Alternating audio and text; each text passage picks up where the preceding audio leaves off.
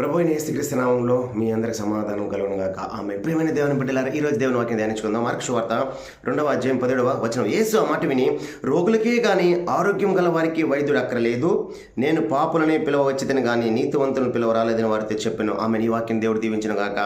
ప్రియమైన దేవుని బిడ్డలారా, ఈ భూమి మీద మనం జీవించినంతకాలం ఎన్ని పెద్ద వ్యాధులు వచ్చినా, ఎంతమంది ఎన్ని రోగాలు వచ్చినా మనం హాస్పిటల్కి వెళ్తామా లేదా?